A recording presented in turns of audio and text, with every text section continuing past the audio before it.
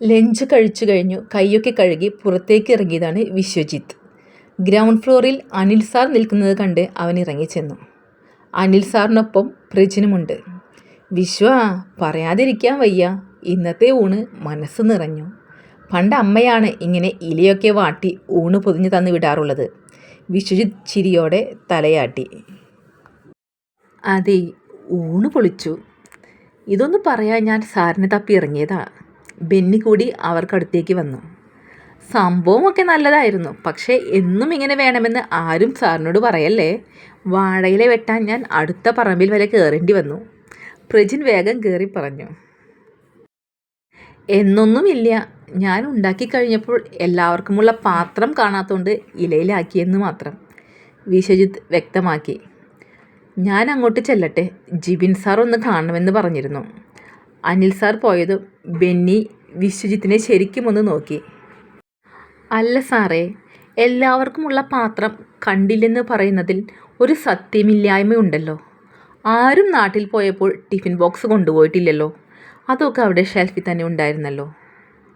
അതേലോ, ഇല 2 കൂടുതൽ എടുപ്പിക്കുകയും ചെയ്തു. പ്രജിൻ കൂടി പറഞ്ഞതോടെ ബെന്നി ചിരിയോടെ തല കുലുക്കി. ഇപ്പോൾ ഞാൻ പറഞ്ഞതിൽ കാര്യമില്ലേ? എക്സ്ട്രാ 2 പൊതി ഞാനും കണ്ടിരുന്നു. അതാർക്കായിരുന്നു?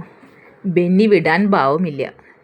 ഇനി അതിൽ പിടിച്ചു കയറണ്ട സാറേ, അത് സേതിക്കാണ്. സേതിക്കോ? പ്രജിൻ പെട്ടെന്ന് ചോദിച്ചപ്പോൾ ബെന്നിയും വിശ്വജിത്തും ഒരുപോലെ അവനെ നോക്കി. അല്ല, അതാരാ? അവൻ മുഖത്തെ പതർച്ച മാറ്റി തിരക്കി. അത് വിശ്വസാറിൻ്റെ മാമൻ്റെ മോളാണ്. ഇവിടെ ഹോസ്റ്റലിലാണ് നിൽക്കുന്നത്. MBA സെക്കൻഡ് ഇയർ അല്ലേ സാറേ? ബെന്നി പറയുന്നതിനൊപ്പം വിശ്വജിത്തിനോട് തിരക്കി.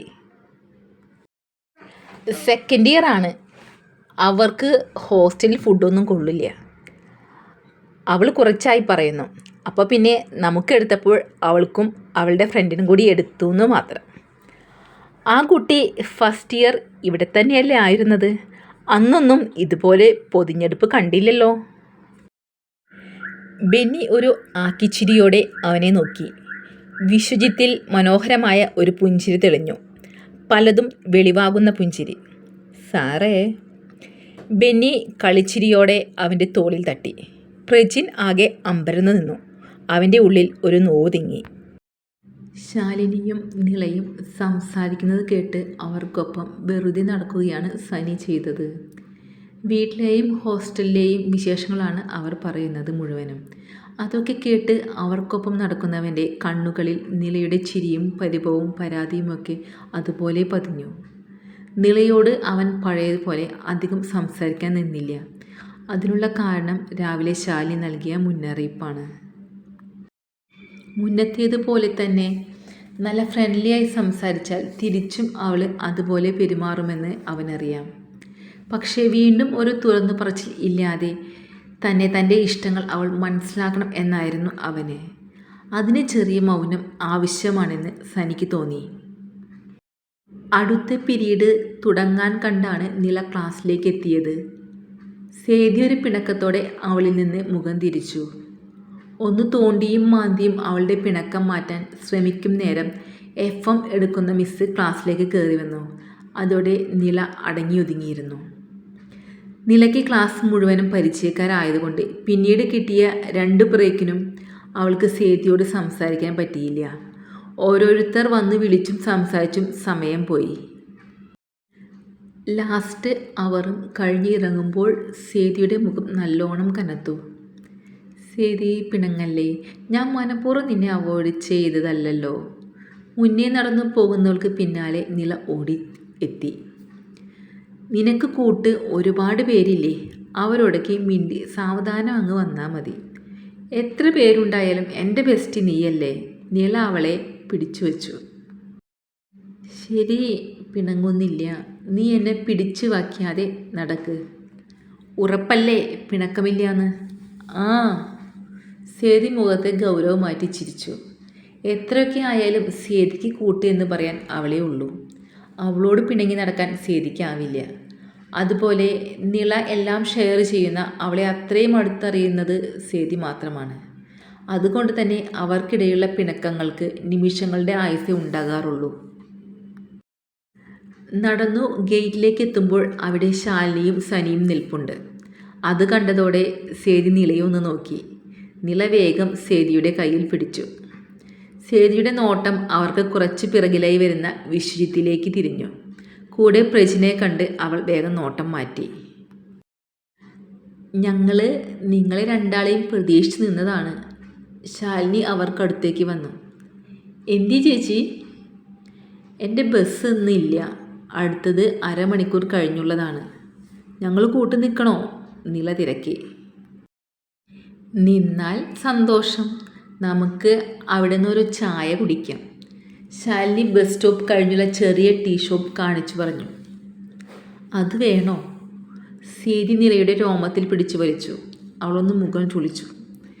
നിങ്ങൾക്ക് ഹോസ്റ്റലിലേക്ക് കയറാൻ ടൈമുണ്ടോ? 6 മുന്നേ കയറിയാൽ മതി ചേച്ചി. ഹോസ്റ്റലിലെ ചായ ഓർത്ത് നില വേഗം പറഞ്ഞു. എന്നാൽ നീ ചെല്ല്, ഞാൻ ഹോസ്റ്റലിലേക്ക് പോട്ടെ. സേതി രണ്ടാളെയും നോക്കി പയ്യെ പറഞ്ഞു. അതെന്ത് പോക്കാണ് സേതി, നിങ്ങൾ രണ്ടാളും വായോ. അതുവരെ മിണ്ടാതെ നിന്ന സനി അവരെ വിളിച്ചു മുന്നേ നടന്നു.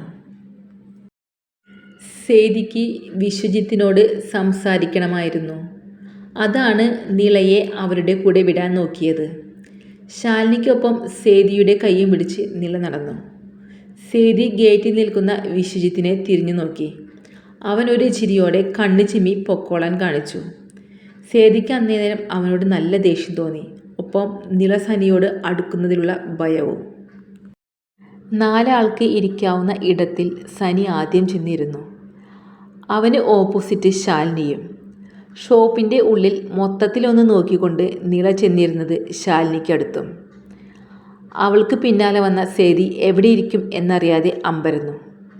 വാടോ, ഇങ്ങോട്ടിരുന്നോ? അവളുടെ നിൽപ്പ് കണ്ട് സനി അവൻ്റെ അടുത്തുള്ള ചെയർ വലിച്ചിട്ട് കൊടുത്തു. സേതി നിലയെ ഒന്ന് കൂർപ്പിച്ചു നോക്കിക്കൊണ്ട് അതിലേക്കിരുന്നു. നില ഷോപ്പിൻ്റെ ഉള്ളിൽ മൊത്തം കാണുന്ന തിരക്കിലാണ്. പുറമേന്ന് കാണുമ്പോൾ വളരെ ചെറുതായി തോന്നുമെങ്കിലും ഉള്ളിൽ നല്ല സൗകര്യവും സ്ഥലവും ഉണ്ട്. കോളേജിലെ കുട്ടികൾ തന്നെയാണ് അകത്തുള്ളത് മുഴുവനും. 1 വർഷം ഇവിടെ പഠിച്ചിട്ടും നില ആദ്യമായാണ് ഇവിടെ കയറുന്നത്. വീട്ടിലേക്ക് ദൂരെ കൂടുതൽ ഉള്ളതുകൊണ്ട് കിട്ടുന്ന ആദ്യ ബസ്സിൽ അവൾ സ്റ്റാൻഡിലേക്ക് കയറുമായിരുന്നു. അല്ലെങ്കിൽ ജിതിൻ കൂട്ടാൻ വരുമായിരുന്നു. ചായ പറയട്ടെ നിങ്ങൾക്ക് രണ്ടാൾക്കും? അപ്പോൾ ചേച്ചിക്ക് വേണ്ടേ?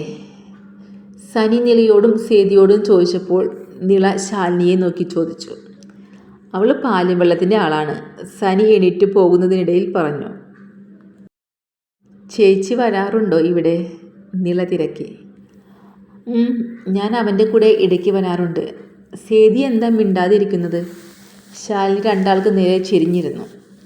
സേതി ഒന്നും പറയാതെ മെല്ലെ ചിരിച്ചു. സനി അപ്പോഴേക്കും 2 പ്ലേറ്റ് നിലയ്ക്കും സേതിക്കും മുന്നിലേക്ക് കൊണ്ടുവച്ചു. സമൂസയും സവാള വടയും പരിപ്പ് വടയും പപ്സും അടങ്ങിയ 2 പ്ലേറ്റ്. സേതി നിലയെ നോക്കി. നില വീണ്ടും കൗണ്ടറിലേക്ക് പോയ സനിയെ നോക്കാണ്. വീണ്ടും 2 പ്ലേറ്റുമായി അവൻ വന്നിരുന്നു. 2 സമൂസ അടങ്ങിയ പ്ലേറ്റ് ശാലിനിക്ക് നൽകിയിട്ട് പരിപ്പ് വട ഉള്ള പ്ലേറ്റ് അവനും എടുത്തു. അയ്യോ, അപ്പോൾ ഇത് മുഴുവനും ഞങ്ങൾക്കാണോ? നില മുന്നിലെ പ്ലേറ്റിലേക്ക് കണ്ണ് മിഴിച്ചു നോക്കി. ആഹാ, നിനക്ക് ഇതിപ്പോൾ മനസ്സിലായുള്ളൂ എന്ന മട്ടിൽ സേതി താടിക്കും കൈ കൊടുത്ത് അവളെ നോക്കി. ആവശ്യമുള്ളത് കഴിക്കി, ബാക്കി പാഴ്സൽ പറയാലോ, ശാലിനി പറഞ്ഞു. അതോടെ നില ഒരു സമൂസ എടുത്തു കടിച്ചു. സേതിക്ക് ആകെ വല്ലായ്മ തോന്നി. അവൾ കഴിക്കാൻ മടിച്ചു. വേണ്ടാന്ന് പറഞ്ഞു അവരെ മുഷിപ്പിക്കാനും പറ്റാത്ത അവസ്ഥ. കഴിച്ചോടാ, ഇവിടുത്തെ സ്പെഷ്യൽ ഐറ്റംസാണ്, ചൂട് കളയാൻ നിൽക്കണ്ട. സനി പ്ലേറ്റ് സേതിയുടെ അടുത്തേക്ക് ഒന്നുകൂടി നീക്കി വെച്ചു. ഇതിന് മാത്രമുള്ള പരിചയം സനിയോടുണ്ടോ എന്നൊക്കെ ചിന്തിച്ചുകൊണ്ട് അവൾ ഒരു പരിപ്പ് വട കയ്യിലെടുത്ത് പിടിച്ചു. അന്നേരം കൊണ്ട് 3 ചായയും ഒരു പാലും വെള്ളവും എത്തി.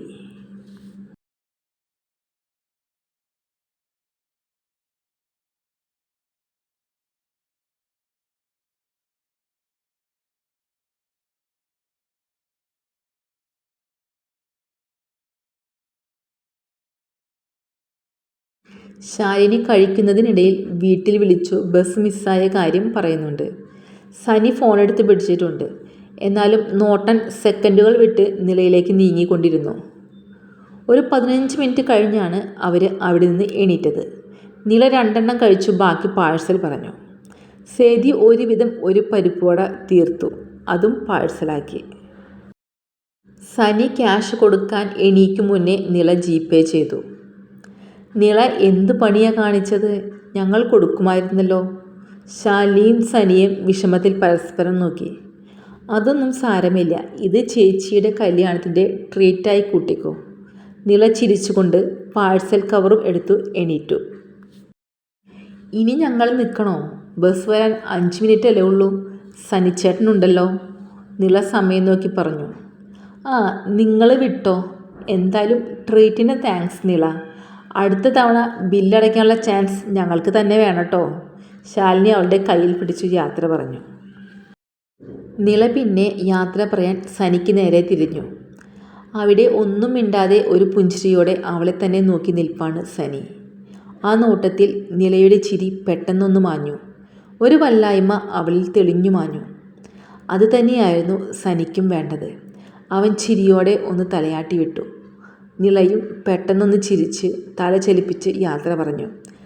അവൾക്കൊപ്പം സേതിയും ഒന്ന് കൈവീശി. അവരെ കടന്നു ഇച്ചിരി മുന്നോട്ട് നീങ്ങിയതും സേതി നിലയുടെ കയ്യിലെ രോമം പറിച്ചെടുത്തു. എന്താടി? നില കൈ തിരുമ്മി വേദന കടിച്ചു പിടിച്ചു. നിന്റെ ട്രീറ്റാണെന്ന് ഒരു വാക്ക് നേരത്തെ പറഞ്ഞിരുന്നെങ്കിൽ ഞാൻ അതെല്ലാം ആസ്വദിച്ചു കഴിച്ചേനേലോ. ഓ, അതാണോ? നമുക്ക് ഹോസ്റ്റലിൽ പോയി ഇഷ്ടത്തിന് ആസ്വദിച്ച് കഴിക്കാടി. നില അവളെ സമാധാനിപ്പിച്ചുകൊണ്ട് കയ്യിലെ പൊതി ഉയർത്തിപ്പിടിച്ചു ഹോസ്റ്റലിലേക്ക് നടന്നു. വിശ്വജിത്ത് ഒന്ന് ഫ്രഷായി വരുമ്പോൾ പ്രജിൻ ചായ ഇട്ടിട്ടുണ്ട്. അവൻ ഒരു ഗ്ലാസ് ചായ പകർത്തിയെടുത്തിട്ട് പുറത്തെ തിണ്ണയിൽ വന്നിരുന്നു. ബാക്കി സാർമാർ എത്തിയിട്ടില്ല. അവരെയും പ്രതീക്ഷിച്ചുള്ള ഇരിപ്പാണ്. ചായ ഓരോ സിപ്പ് എടുത്തുകൊണ്ട് അവൻ ഫോണിൽ സേതിയുടെ മെസ്സേജ് വല്ലതും ഉണ്ടോയെന്ന് തിരഞ്ഞു. മെസ്സേജ് ഒന്നും കാണാത്തതുകൊണ്ട് അവർ ഹോസ്റ്റലിൽ കയറിയിട്ടില്ലെന്ന് വിശ്വജിത്തിന് മനസ്സിലായി. ഒന്ന് വിളിച്ചു നോക്കിയാലോ എന്ന ചിന്തയിൽ അവൻ ഡയൽ പാഡ് തുറന്നതും അമ്മയുടെ കോൾ അവനെ തേടിയെത്തി. സാധാരണ ഈ നേരത്ത് വിളി പതിവില്ല. കിടക്കാൻ നേരം നോക്കിയാണ് എന്നും വിളി വരുന്നത്. അതുകൊണ്ട് തന്നെ ചെറിയൊരു സംശയത്തോടെയാണ് അവൻ കോൾ എടുത്തത്. ഹലോ അമ്മേ, കേൾക്കണില്ലേ? അവൻ ഒന്നുകൂടെ ശബ്ദത്തിൽ ചോദിച്ചു. ഉണ്ട്. അടഞ്ഞ ശബ്ദത്തിൽ മറുപടി വന്നതും അവൻ്റെ മുഖമൊന്ന് ചുളിഞ്ഞു. നിമിഷ നേരത്തിൽ അവൻ്റെ മുഖത്ത് ആശങ്ക പടർന്നു. തുടരും. സ്നേഹത്തോടെ, അഭിനവി.